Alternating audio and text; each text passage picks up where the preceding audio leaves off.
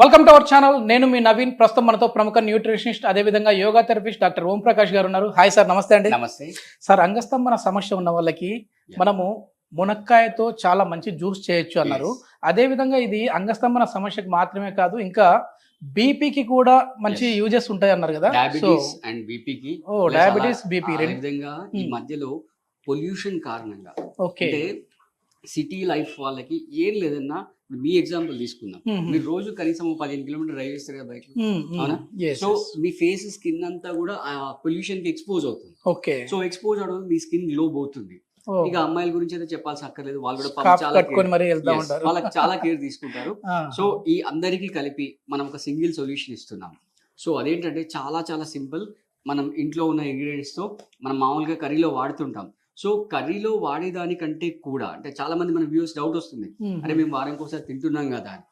అలా తిన్నప్పుడు మీకు వచ్చే బెనిఫిట్ రాదు, అంటే కర్రీ తింటున్నారు. బట్ ఇప్పుడు మనం చేసే ఏదైతే జ్యూస్ ఉందో ఆ జ్యూస్ వల్ల ఏంటంటే కర్రీలో ఓవర్ కుక్ అయిపోతుంది. మునక్కాయతో జ్యూస్ మునక్కాడతో జ్యూస్ అనమాట. ఆ కర్రీలో ఓవర్ కుక్ అయిపోతుంది. సో మన మెయిన్ టార్గెట్ కర్రీ అవుతుంది. ఇక్కడ ఏంటంటే మన ఫోకస్ అంతా కూడా మునక్కాడ మీద ఫోకస్ చేస్తున్నాం. సో దీంట్లో ఏవైతే ఇంగ్రీడియంట్స్ ఏం సార్ దీని స్పెషాలిటీ ఏంటి అసలు? సో దీంట్లో ఏవైతే మినరల్స్, న్యూట్రిషన్స్ ఉంటాయో మనం దీన్ని కుక్ చేయకుండా, అంటే ఆయిల్ వగేరా ఏం వేయకుండా డైరెక్ట్ గా దీన్ని ఈ విధంగా పీసెస్ లాగా చాప్ చేసేసుకొని మనం ఒక బనాలి పెట్టుకుని దాంట్లో వాటర్ వేసేసి ఇది వేసేసి బాయిల్ చేస్తాం. బాయిల్ చేసి బాయిల్ అయిపోయిన తర్వాత జస్ట్ ఈ మిరియాల పొడి వేసేసి సాల్ట్ వేసేసి మనం జస్ట్ ఇవి రెండు కూడా టేస్ట్ కొరకు అనమాట దాన్ని తాగేస్తుంటాం. సో దీంట్లో ఉన్న 100% ఇంగ్రీడియంట్స్ మన పొట్టలోకి వెళ్తాయి అనమాట. కర్రీలో ఏంటంటే దాంట్లో కలవడము, మనం ఇంకా వేరే వెజిటబుల్స్ ఇవ్వడము, దాని రియాక్షన్, దాని వల్ల మనకు 100% బెనిఫిట్ అనేది రాదు. సో ఎస్పెషల్లీ నేను చెప్తున్నాను, అంగస్తంభన కనుక ఒక మోడరేట్ స్థాయిలో ఉన్న వాళ్ళకైతే ఖచ్చితంగా ఇది ఒక దివ్యౌషధం అని చెప్పుకోవచ్చు. బట్ ఇంకా అబోవ్ యావరేజ్ కనుక ఉన్నట్లయితే మనం ఈ మంత్ అంటే ఏప్రిల్ మంత్ 26, 27, 28 ఇక్కడ మౌంట్ శంబాల ఆశ్రమంలో మనం ఇన్ హౌస్ థెరపీ అంటే క్యాంప్ లో థెరపీ లైవ్ సెషన్స్ కండక్ట్ చేస్తున్నాం. ఇదంతా కూడా మన వ్యూవర్స్ మనకు డిమాండ్ చేశారనమాట. సో వాళ్ళ డిమాండ్ దృష్టిలో పెట్టుకుని ఈ క్యాంప్ చేస్తున్నాం. దీంట్లో మనం మోకాలు నొప్పులు ఉన్నా కూడా, ఎరెక్టైల్ డిస్ఫంక్షన్ ఉన్నా కూడా, డయాబెటీస్ ఉన్నా కూడా, వెయిట్ లాస్ అండ్ కాన్స్టిపేషన్ సమస్య, అన్నిటికంటే ముఖ్యం ఏంటంటే మడ్ బాత్. అసలు మన ఇండియన్ కల్చర్ మడ్ బాత్ అది ఎక్కడో మరుగున పడిపోయింది.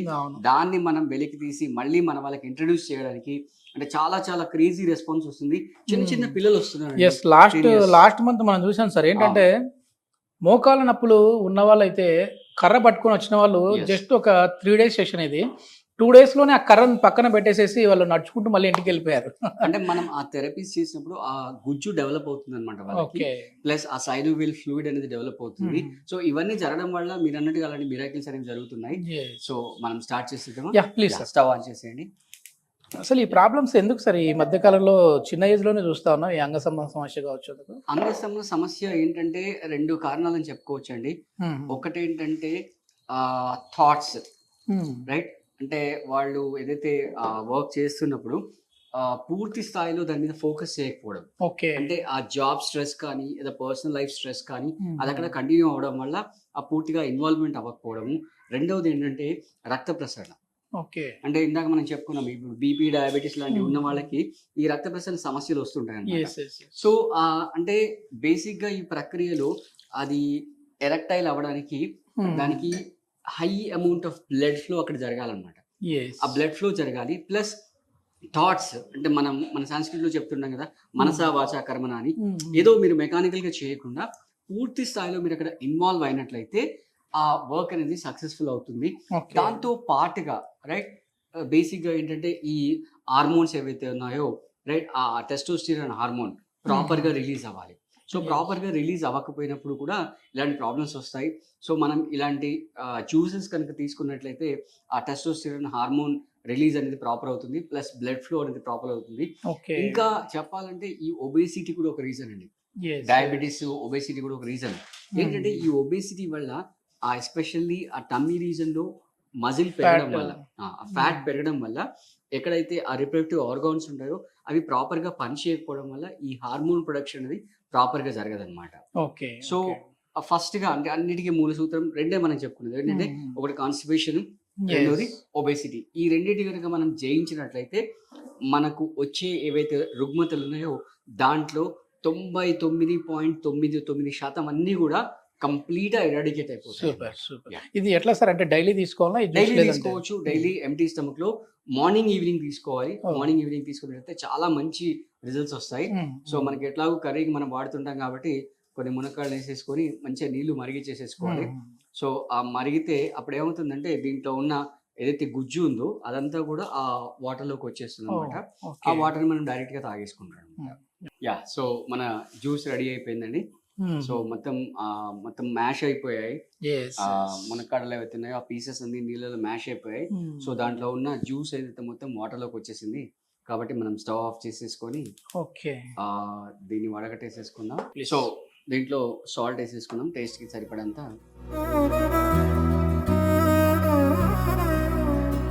స్మెల్ మంచిగా వస్తుంది సార్. ఇది అంటే బాగా మరిగిపోయాయి కాబట్టి ఇప్పుడు నార్మల్ గా మనం అనుకున్నాం కదా ఈ మునక్కాయ కూర చేసుకుంటా ఉంటారు, దాని ఇంపాక్ట్ అంత ఉండదా అండి? దీని అంత ఉండదు. ఏంటంటే మన ఫోకస్ అనేది డిస్ట్రిబ్యూట్ అయిపోతుంది. అంటే మిగతా వెజిటబుల్స్ అవన్నీ వేస్తాం కదా, సో మనకి దాంట్లో ఉన్న ఏదైతే జ్యూస్ ఉందో రైట్ అదంతా కూడా నీళ్ళలోకి వచ్చేస్తుంది.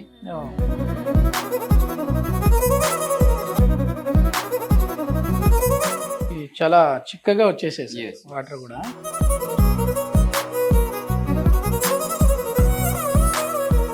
టేస్ట్ కొరకు మనం కొంచెం దీంట్లో పెప్పర్ పౌడర్ వేసేసుకుంటాం.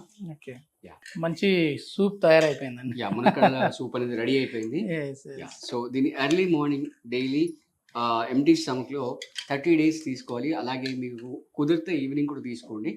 అంటే మీ ఆఫీస్ షెడ్యూల్ వగైరా ఎట్లా ఉంటుంది మీరు చూసుకోండి.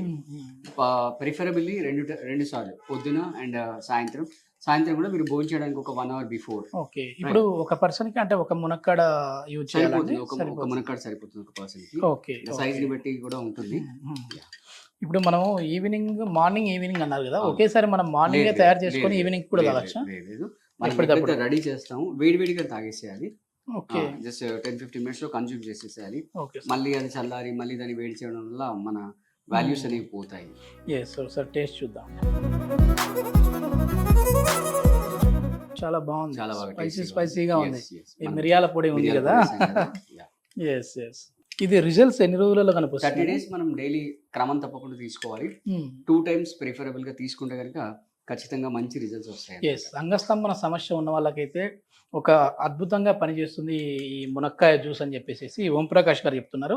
ఇది అంగస్తంభన సమస్యకు మాత్రమే కాదు, బీపీ ఉన్న వాళ్ళకి కూడా యూజ్ అవుతుంది.